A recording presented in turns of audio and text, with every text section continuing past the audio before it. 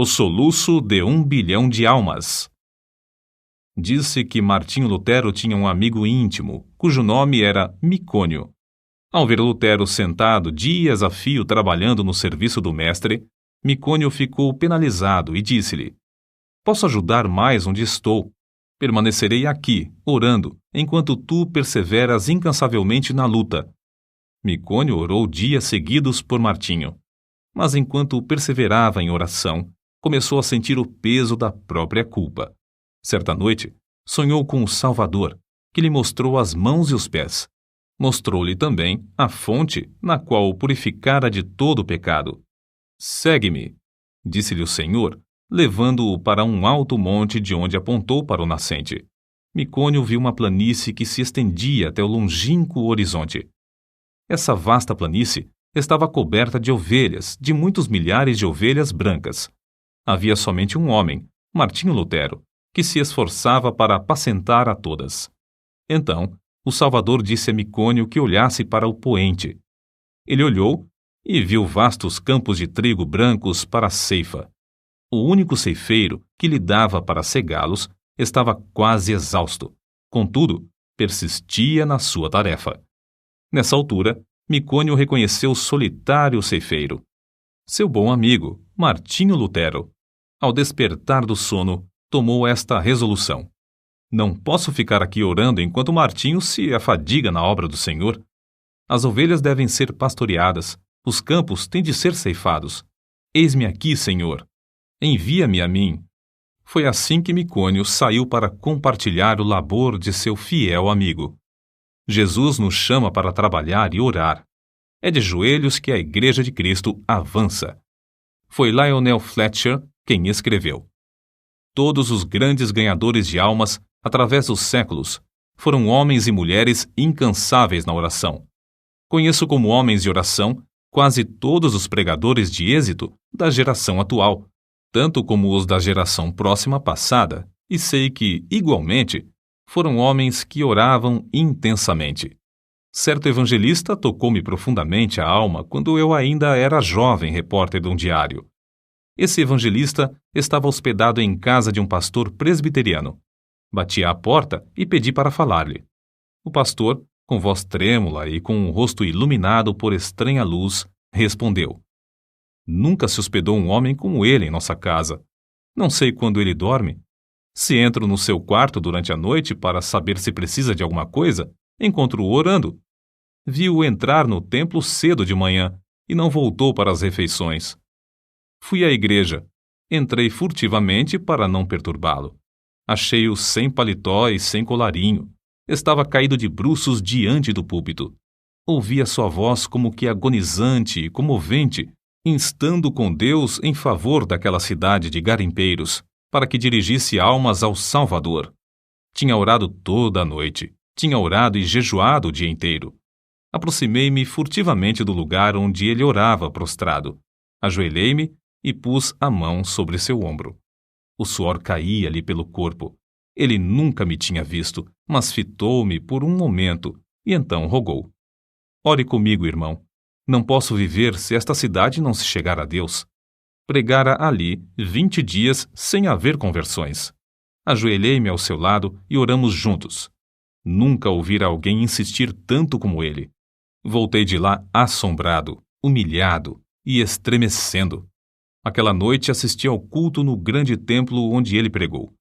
Ninguém sabia que ele não comera durante o dia inteiro, que não dormira durante a noite anterior. Mas, ao levantar-se para pregar, ouvi diversos ouvintes dizerem: A luz do seu rosto não é da terra. E não era mesmo. Ele era conceituado instrutor bíblico, mas não tinha o dom de pregar. Porém, nessa noite, enquanto ministrava, o auditório inteiro foi tomado pelo poder de Deus.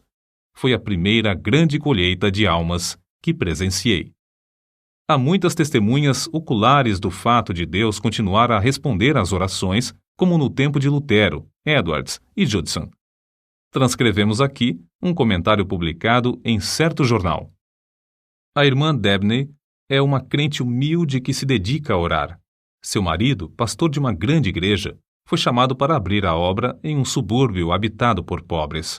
No primeiro culto não havia nenhum ouvinte. Somente ele e ela estavam presentes. Ficaram desenganados.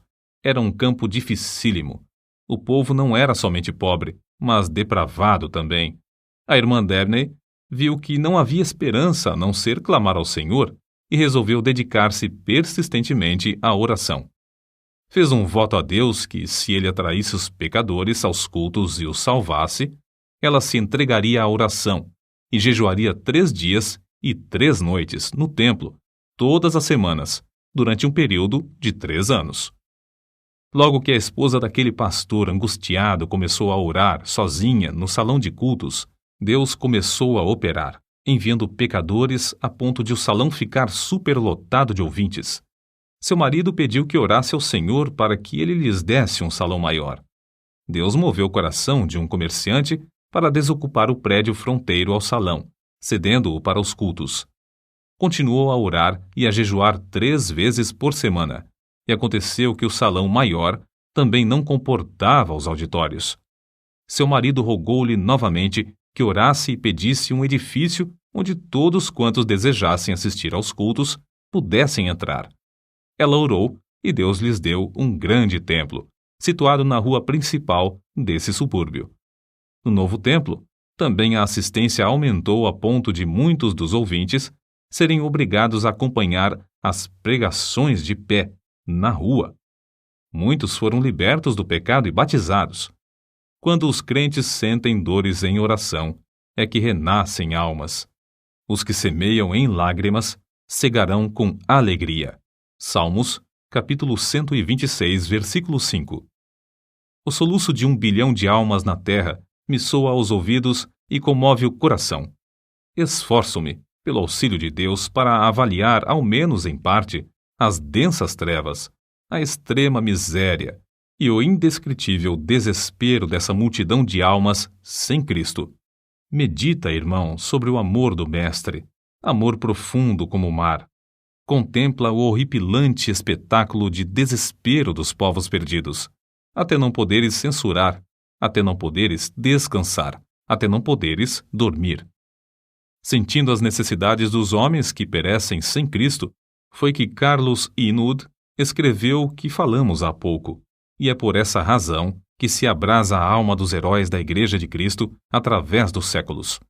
Na campanha de Piemonte, Napoleão dirigiu-se aos seus soldados com as seguintes palavras: ganhastes sangrentas batalhas sem canhões, atravessastes caudalosos rios sem pontes, marchastes incríveis distâncias descalços, acampastes inúmeras vezes sem coisa alguma para comer. Tudo graças à vossa audaciosa perseverança. Mas, guerreiros, é como se não tivéssemos feito coisa alguma, pois resta ainda muito para alcançarmos. Guerreiros da causa santa, nós podemos dizer o mesmo. É como se não tivéssemos feito coisa alguma. A audaciosa perseverança é-nos ainda indispensável. Há mais almas para salvar atualmente do que no tempo de Miller, de Livingstone, de Patton, de Spurgeon e de Moody. Ai de mim se não anunciar o Evangelho. 1 Coríntios, capítulo 9, versículo 16.